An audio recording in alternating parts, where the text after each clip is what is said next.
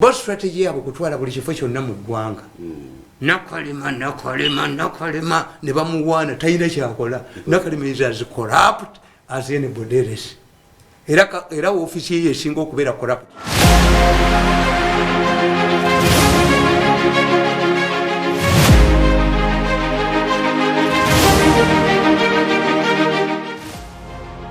Kapita mbera kutusaako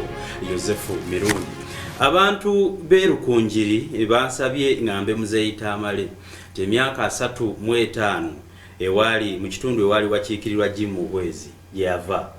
basajja abo basharinga oluzzi lwe rumu n'embogo eziva mu National Park basaba nti waba wali wasobola okubayamba abayambe at least babasimireyo oluzzi lumu oba emiti gye bateekayo egy'amasanyalaze gimazeyo emyaka 5 bagijjeyo nabo babawe kasanyalaze bate basobola kukabawa batuukeyo bono balowooza mu eddoboozi lya Mirundi lisobola okubayambako singa abaakyo ati ebimu biri bwe batuweereza message ebimu mwe temunnabitegeera ebimu bikolebwa gwatuyamba okubitegeera ebiseera ebisinga ebimu bikolebwa abagenza okwesimbayo omuntu bwajja okwesimba mu kitundu avumirira abaddeyo asobola okutandikirawo mpulira kakati ekyokubiri nti waliwo ekintu kyemusaba omuntu nekimutasobola musaba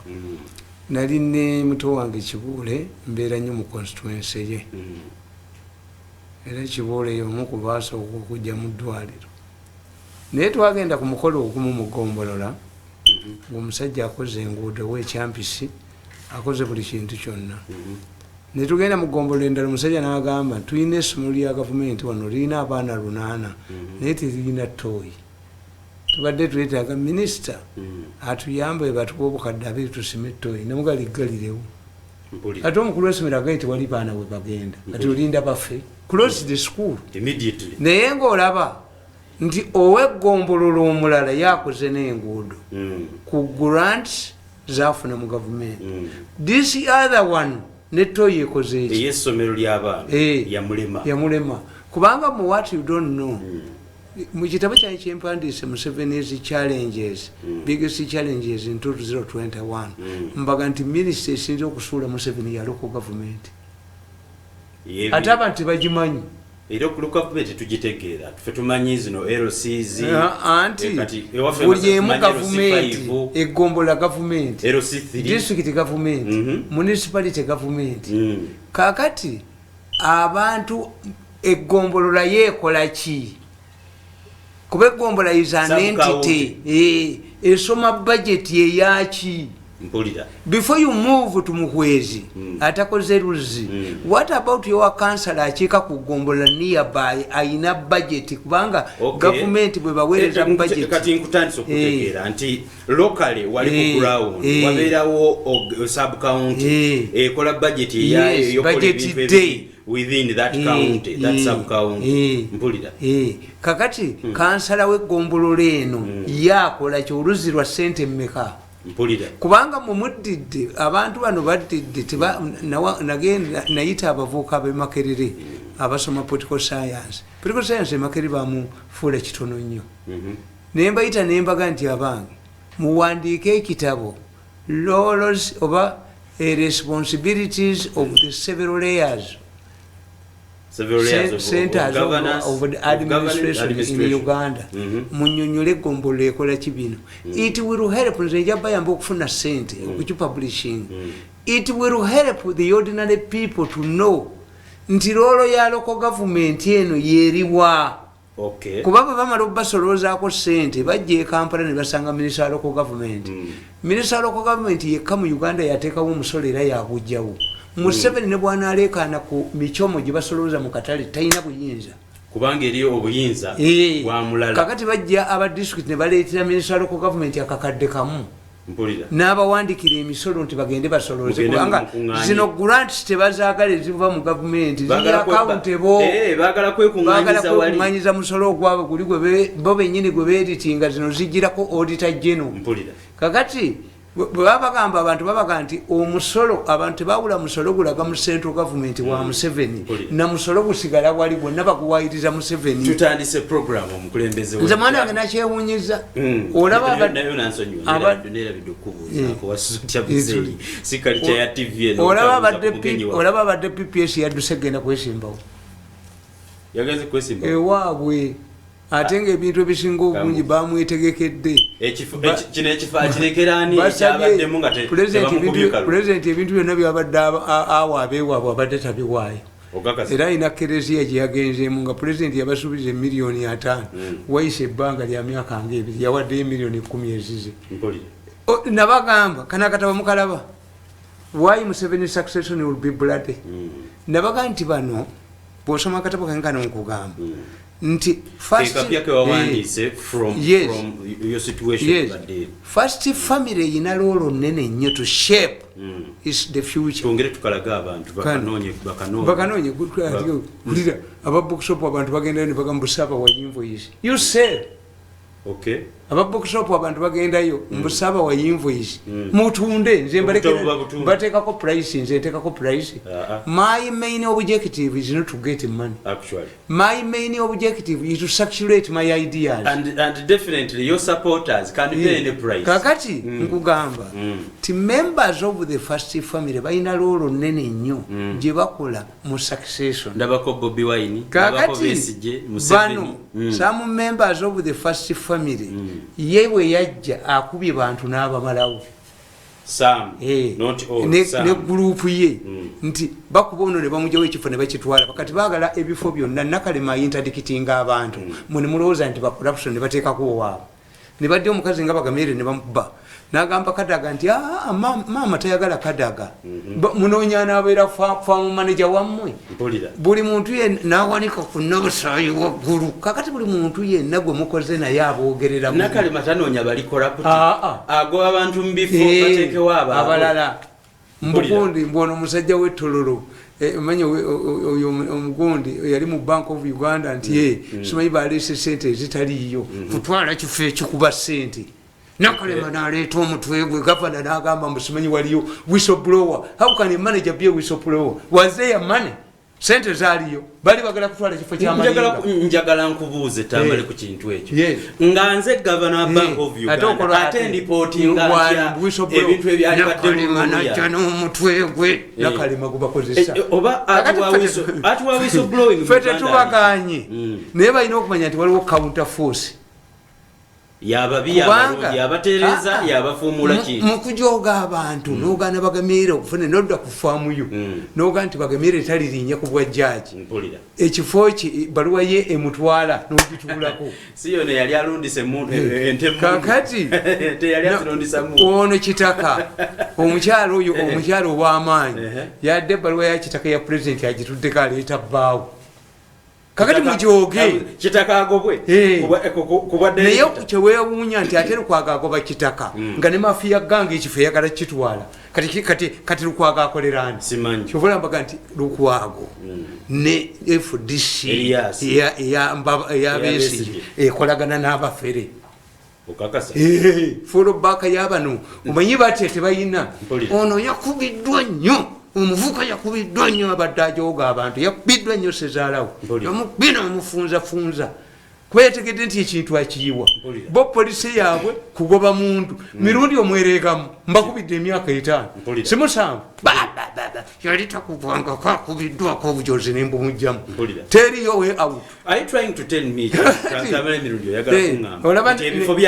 kati sokolabe nadduli bamujje ku bwa minisita afuuke week nti kuteesa jja ayagala muwala wo omutadde Sembabule naawe oyagala kifo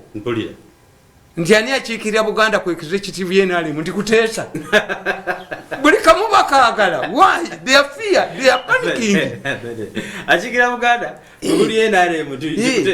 kubanga the strategy yali nkyamu era mbabuulira nti first family emeesinga nnyo ate bwe mesinga yesasula ngamba ka staff family egejja batandika okukola ki kubanga omukyala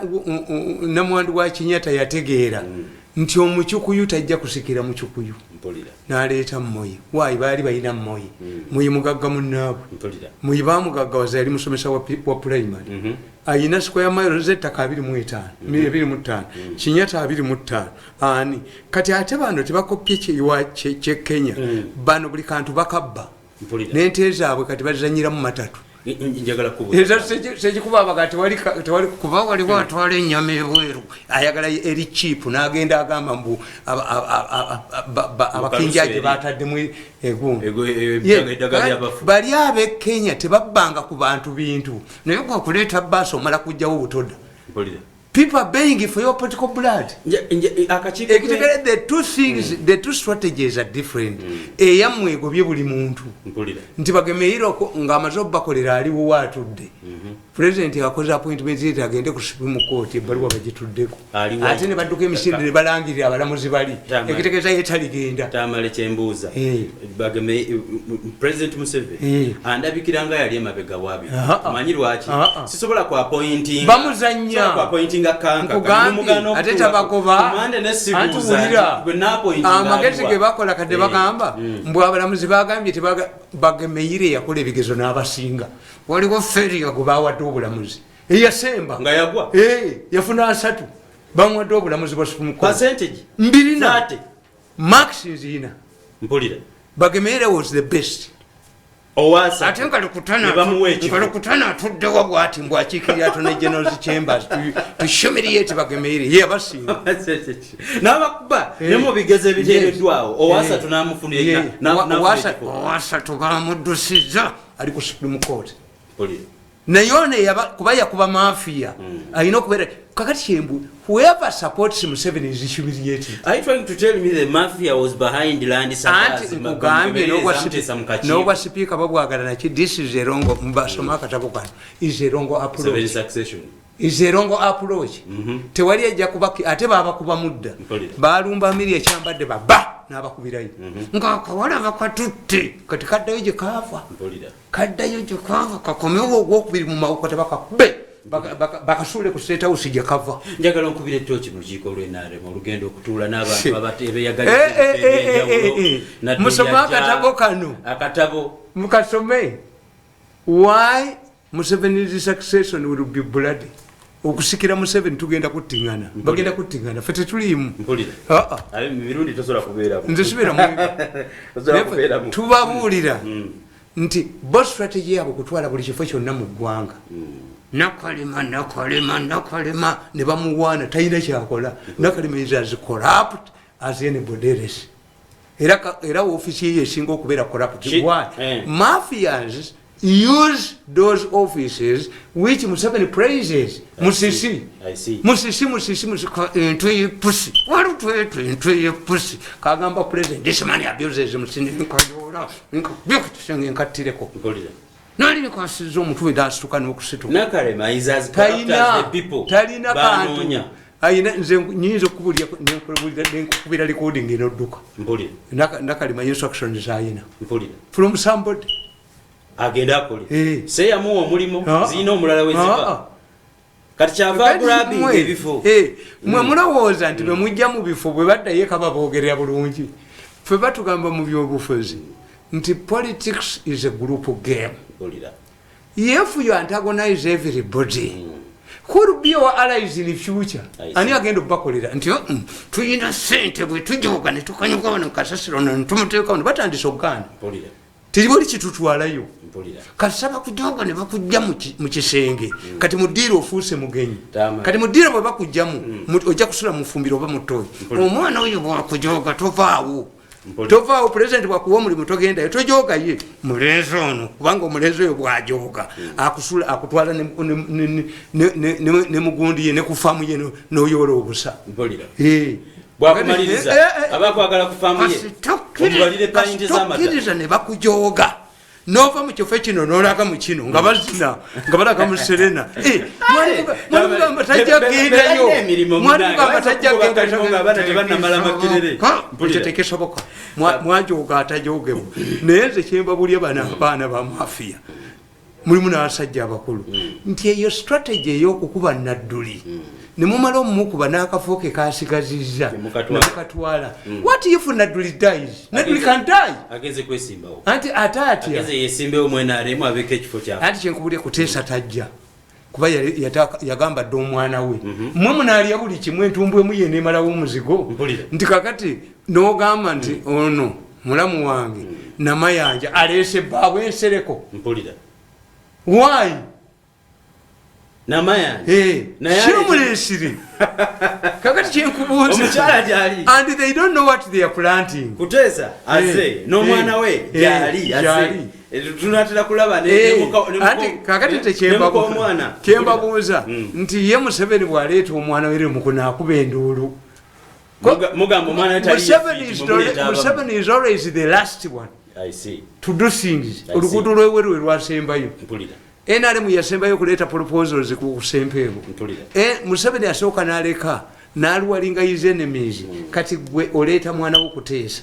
ono aleese bbaawe ono yabadde atudde ku bbaluwa ya kitaka aleete bbaawe afuge Kampala where are we going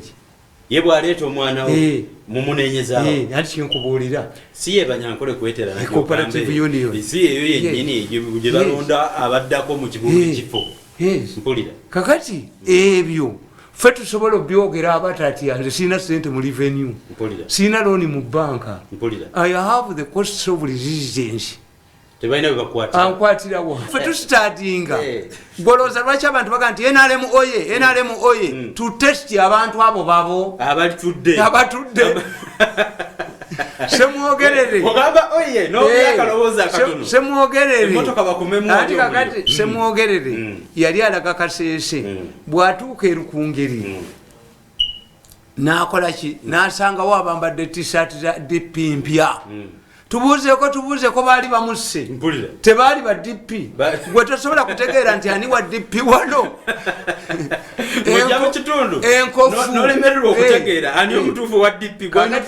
kati abaana ba UID balina enkola eri bweti badda ku mukolo mu maaso awo nga balina omuntu eyabataddewo olutuuka bonna awamani kozi ku mukolo kuliko live kyova olaba nti nze ninga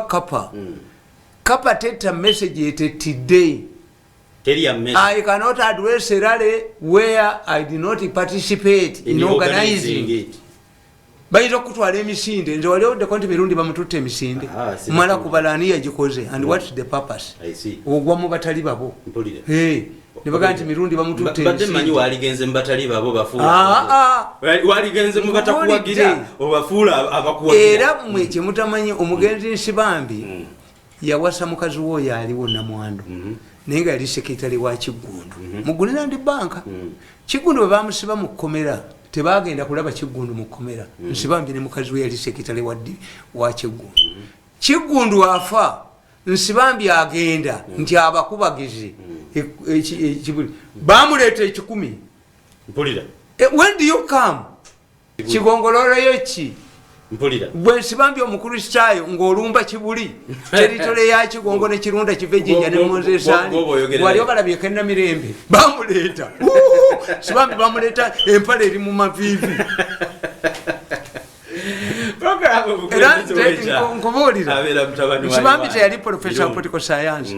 naye olunaku lumwe lwakitula president ng'amugaa nti Nsibambi you come and chair the meeting ng'agenda president yalina walaga Nsibambi yatuula mu ntebe ya president nga special forces bamunywerawo is it wrong? Yes. President bwaga nti sharing a meeting totula mu ntebe ye yali tekimanyi nonya kasitulu eyo musigala n'omuzindalo gwe togwogererako kyeyalingira muyiyo mukyeyalingira si muyiye owambye are you going to declare nti owambye yes Nsibambi bonna tebabimanyi president ayisibwa amabega nga mu lubiri bwe kiri tuyisinganya naye you run away nga mu lubiri kakati tebabibanyonyola mwe mutabibanyonyola emirimu mugaba bugabi muteekawo buteesi head of the public service oba ono naye tabimanyi oba ono gundi akulira ebyemirimu naye tabimanyi ekintu ekyo Pinto yakikolanga mu parliament okusomesa ababaka ba parliament how to conduct themselves gundi orientation week 2 ekyo tebakimanyi obadde ombuuza ku gundi olukiiko lw'enaali mu motoka za mpaka bali ku motoka yaabwe gye bakola bagenda kuleeta candidate ab'amaanyi bagenda kwesootinga gwe tobafaako oba baleese wiiki oba baleese ani. Museveni musajja mugezi nnyo yasoose n'atambuza ebigere nga kyabategeeza wabaawo abuuza nti siri mulamu si kantambule tulabe bwengwa yetegekera nze bagamba nti Museveni apulaninga kyemutayina opposition yawo ntipulaninga teri okujjako ba businessmen mwagiremesa no mwagiteekamu kati gwe how many times do you make a research noga nti ngenda ku programu kakati ngenda kukola kyovula nze bwonkubira esimu nguvuma mutwogerereyo kino mwabawulirwa do you think I get out of my house to come on radio TV nga sina kye ngenda kwogera ate bw'okyogera kaba kalidde sente oba muga nti bagezi nnyo bye mugambe abeera n'abantu ku radio oba ku TV ffe tubagamba bye boogera gikube banaye waliwo essimu z'ababbi ngenda kubayamba ababbi amasimu ngenda bakubira nemu ensi etudde ku cupa abavubuka ababbi ababba sente ku masimu abakola ki bali makindye bakolawo ekibaati ekigundi kyabwe kiri wooden ekibanda kyabwe ne bateekako nti State House be babba mbu ne polisi yekatwe batya okakasa gundi yani aliyo Sewanyana bwaba tabakozeeko Sewanyana nze ngenda kuba tabakubiba emiggo 10 tubalumbi tukajjawo tukajjewo gwe tulisanga mweja kufiira ababbi balina ekibanda bakitaddeko State House ne polisi yagaana ogenda okijja ng'ekimanya era nange sebo bankubidde essimu ffe tuli ba Museveni onootukola ki nga babbe sente ku ssimu ya mukazi wange nemba tulesiga bo tebamanyi n'ebyuma kakomawo omubbi asooka neyeewaga nnyo ne kakomawo muzeeyi ate nja bakuba kati nkozemu akatabo kagabira bwereere amasimu gaabwe gonna mwegali n'aba bakubira n'amanya gaabwe eno essimu ya mukazi essimu ya mukazi erabika teri nayo mpulira essimu ya mukazi musiraamu bakubira essimu ne bakugamba nti gwe tuli be MTN tukyusiza koodi tuvaano mu MTN tukyusiza koodi kakati koodi yempya yeeno tukuwe namba ki kakati eyoba ogibabulira sente bazibbako bali makindye kulinaana gundi balinawo kagundi o RDC makindye abaana abo ne bakulema buli gwe batwala ku poliisi avaayo kubanga bateeka mu kibaawo kyabwe nti State House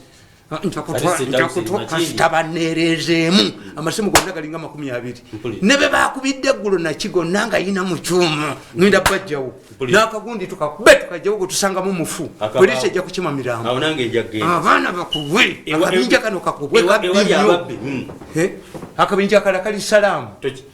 omanyi polisi ekizibu kyayo waliwo omusajja ono avuga pikipiki omumanya ayambala ebyenaalemu yafuga CPS teri mubbi gwatajjaayo oyaga nti wenaalemu oyo omusajja omusiraamu ow'omukisenyi ayina agobesa abasirikale ku CPS yajjayo ababbi buli mubbi oyo avuga pikipiki oyo haji yajjayo ababbi ku polisi teri atamutya kwambala yero amanyi nnyo Museveni ayagala ababbi mukube munda tulabe mukube munda oyo muzeeyi w'omukisenyi simanyi kyamani wenaalemu most of those people bemulaba era mu katabo kange wano mubagamba nti bonoonye nnyo Museveni ku ground